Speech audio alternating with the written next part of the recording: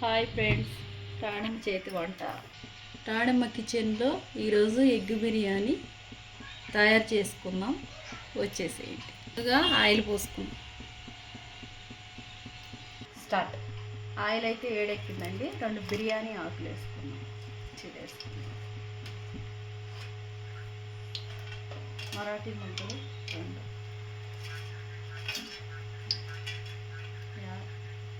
ఇలాచీలు 2 ready. చెక్కలు 2. Start. Onions కొద్దిగా మిర్చి 4 కొంచెం కరివేపాకు కొద్దిగా. స్టార్ట్. 1 చెంచా అల్లం వెల్లిపాయ పేస్ట్ వేసేసుకుని దీనిగా దోరగా వేగేలాగా మంచి స్మెల్ వచ్చేదాకా వేపాలి. పేస్ట్ అయితే దోరగా వేగిందండి. ఇప్పుడు టమాటాలు వేస్తాం. స్టార్ట్. కొంచెం పుదీనా కూడా వేద్దాం. టమాటా అయితే బాగా వేగిందండి. ఇప్పుడు చెంచాడు ఉప్పు, కొద్దిగా పసుపు, చెంచా కారం,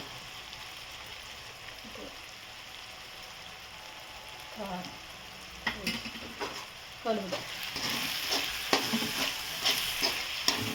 బాగా వేగాయండి.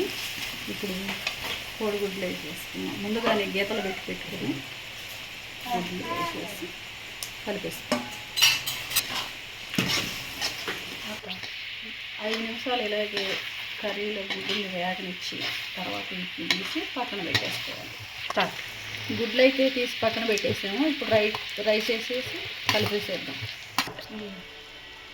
రైస్ అయితే వేసేస్తున్నాం కదా, ఇది ముందుగానే ఉడికించి పెట్టుకున్నాం కొంచెం పొడి పొడిగా.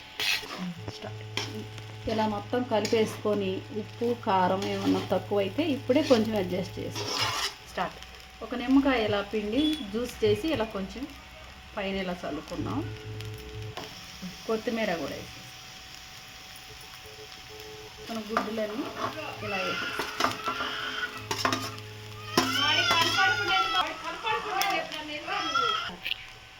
ఇంతేనండి. వేడివేడిగా బిర్యానీ, ఎగ్ బిర్యానీ అయితే రెడీ అయిపోయింది.